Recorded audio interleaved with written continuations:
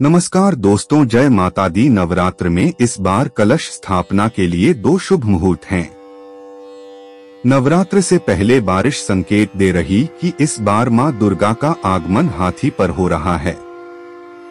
पंडितों का मानना है कि हाथी पर मां दुर्गा का आगमन धन धान्य में बढ़ोतरी करता है।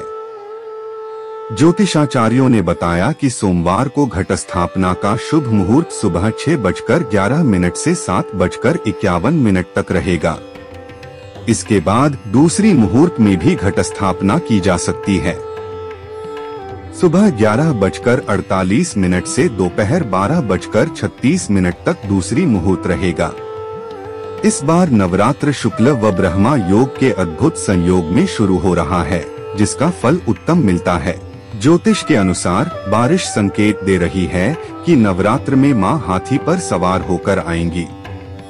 इससे अच्छी बारिश होगी और फसल भी अच्छी होगी। हर साल शारदीय नवरात्रि पर मां दुर्गा का आगमन विशेष तरीके से होता है। रविवार व सोमवार को हाथी पर, शनि व मंगलवार को घोड़े पर, बृहस्पति व शुक्रवार को डोले पर तथा बुधवार को नाव पर मां दुर्गा आती हैं। घोड़े पर आने से राजाओं में युद्ध होता है। नाव पर आने से सब कार्यों में सिद्ध मिलती है। डोले पर आती हैं तो उस वर्ष अनेक कारणों से बहुत लोगों की मृत्यु होती है। ऐसे करे मां शैलपुत्री की पूजा। शारदीय नवरात्रि के प्रथम दिन सुबह उठकर स्नान करके साफ वस्त्र धारण करें और फिर चौकी को गंगाजल से साफ करके मां दुर्गा की मूर्ति या फोटो स्थापित करें। पूरे परिवार के साथ विधि विधान के साथ कलश स्थापना की जाती है। घट स्थापना के बाद मां शैलपुत्री का ध्यान करें और व्रत का संकल्प लें। माता शैलपुत्री की पूजा भक्तिपूर्वक विधि से की जाती है। इनकी पूजा में सभी नदियों, तीर्थों और दिशाओं का आह्वान किया जाता है। इसके बाद माता को कुमकुम और अक्षत लगाएं। इसके बाद सफेद, पीले या लाल फूल माता को अर्पित करें। माता के सामने धूप दीप जलाएं और 5 देसी घी के दीपक जलाएं। इसके बाद माता की आरती उतारें और फिर माता शैलपुत्री की कथा। माता शैलपुत्री से जुड़ी एक कहानी का उल्लेख यहाँ करना आवश्यक है।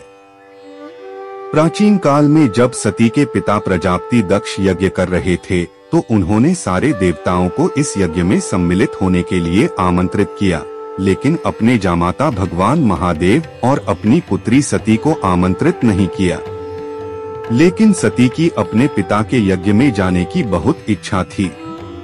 उनकी व्यग्रता देख शंकर जी ने कहा कि संभवत प्रजापति दक्ष हमसे रुष्ट हैं, इसलिए उन्होंने हमें आमंत्रित नहीं किया होगा।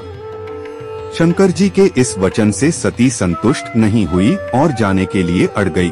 उनकी जिद देखकर भगवान शंकर ने उन्हें वहां जाने की अनुमति दे दी। सती जब अपने पिता के घर पहुंची तो सिर्फ मां ने ही उन्हें स्नेह दिया।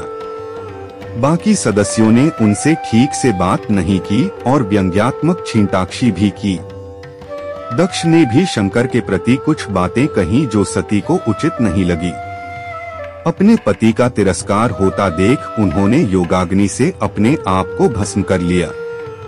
जब शंकर को सती के भस्म होने के बारे में पता चला तो वे क्रोधित हो गए और उन्होंने दक्ष के यज्ञ का विध्वंस करवा दिया।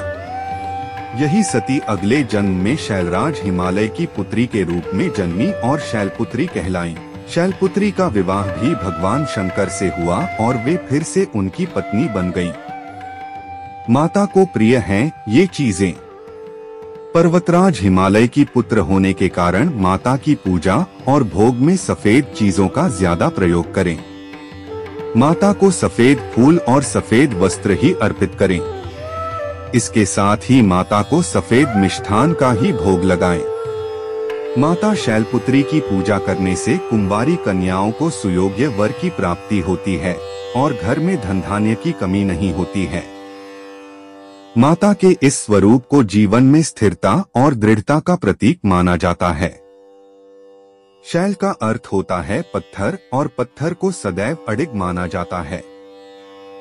मां शैलपुत्री के पूजा मंत्र वंदे वांछित लाभाय चंद्रार्थ कृत शेखर वृषारूढ़ा शूलधरा शैलपुत्री यशस्विनी पुनेन्दु निभाम गौरी मूलाधार स्थिता प्रथम दुर्गा त्रिनेत्रा।